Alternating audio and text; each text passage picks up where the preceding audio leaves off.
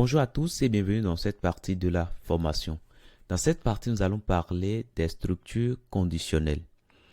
Alors, les structures conditionnelles nous permettent de déterminer la façon dont nous souhaitons exécuter notre programme. Ok? Les conditions suivant lesquelles nous allons exécuter telle partie du programme au lieu de telle autre, etc. Commençons par voir un exemple très simple. Ok? Alors là, j'ai déjà créé un fichier HTML, j'ai déjà fait la liaison. Tout ça, c'est bon. Alors, les structures conditionnelles, il y a une structure qui s'appelle if. OK? Alors, cette structure nous permet de tester une condition.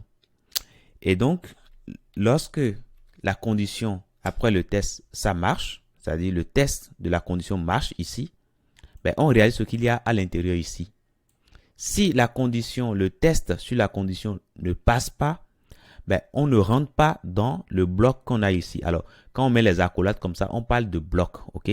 Donc voilà, donc si le test passe, donc test. Si le test passe, ben, on rentre dedans, on fait ce qu'il y a dedans. Si ça ne passe pas, ben, on conduit tout simplement à la ligne qui suit ici, ok? Voilà.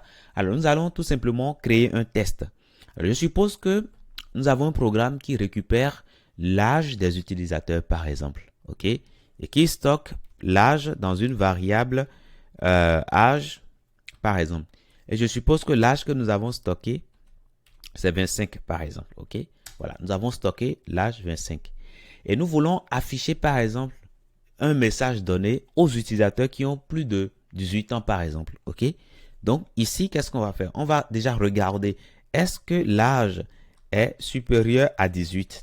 Ok, si l'âge est supérieur à 18, ben nous allons simplement afficher à l'utilisateur. Allez, on va afficher ici avec console log. On va afficher dans la console.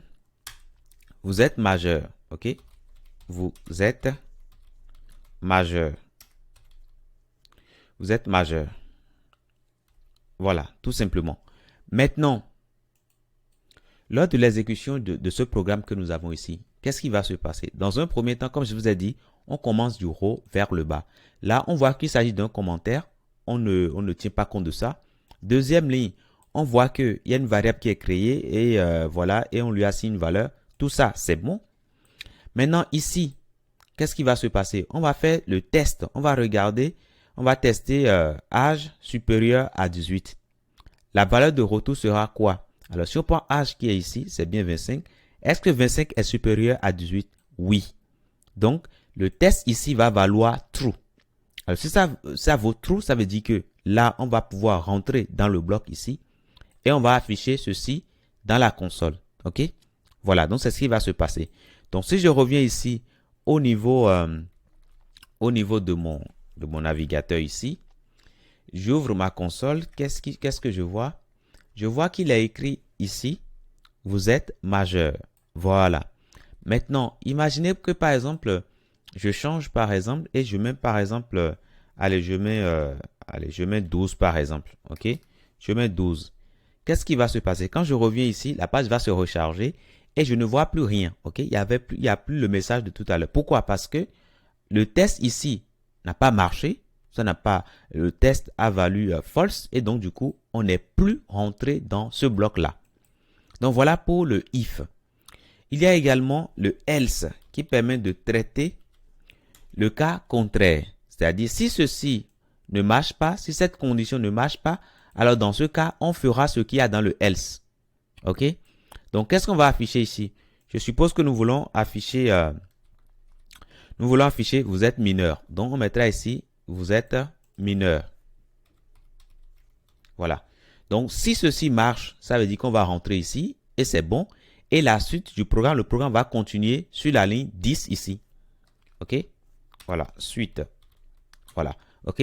Maintenant, si ceci ne marche pas, c'est en ce moment-là que nous allons venir regarder le else et faire systématiquement ce qu'il y a dans le else. OK? Là, on ne fait plus de test de condition. OK? On exécute directement. Donc, si je reviens ici, qu'est-ce que je vois? Je vois, vous êtes mineur. Voilà. Maintenant, si vous voulez, on peut récupérer directement l'âge à partir du navigateur. Donc, on va utiliser ici prompt. OK? Prompt, tout simplement. Et prompt, ça nous permet tout simplement de récupérer directement à partir du navigateur de récupérer une valeur. Donc, si je reviens ici, vous voyez, ça nous demande ici une valeur. Donc, on va mettre ici, allez, mettons 62 par exemple. On fait OK. Et là, ça nous affiche ici, vous êtes majeur. Alors, si j'actualise ici, je mets par exemple 6 par exemple. Je fais entrer, ça me met, vous êtes mineur. Vous voyez? Donc, voilà. Maintenant, il y a également, on peut également tester des conditions intermédiaires. Alors, ici, nous avons testé une condition et après, nous avons mis le sinon. Mais on peut noter qu'on peut tester encore des conditions intermédiaires. On peut dire, mais si on n'est pas supérieur à 18, ça veut dire que on va encore tester est-ce que, donc else if, on va tester est-ce que au moins, alors le else if ça prend ici une condition, ok? On va dire, bon, est-ce que âge est supérieur à 5, ok? Alors si âge est supérieur à 5, dans ce cas-là, on mettra tout simplement vous êtes mineur, ok? Maintenant, si ce n'est pas le cas, c'est-à-dire que la première condition n'a pas marché, la deuxième condition n'a pas marché non plus, donc ça veut dire qu'on va exécuter ceci, ok? Et dans ce cas, qu'est-ce qu'on va faire? On va mettre vous êtes bébé, ok? Bébé, tout simplement. Donc si je reviens ici, on nous demande l'âge, je mets 2, ok? Ok. Qu'est-ce que ça nous affiche? Ça nous affiche vous êtes mineur. Alors, ça dit qu'il y a un test ici qui n'a pas bien fonctionné.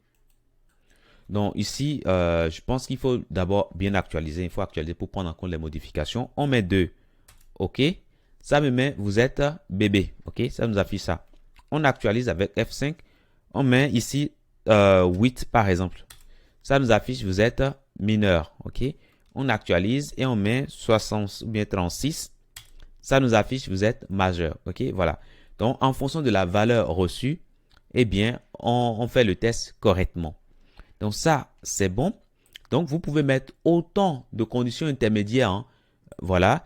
Et cette condition-là, c'est ce qui est réalisé si aucune des autres conditions préalables n'est réalisée, n'est vérifiée. OK, voilà.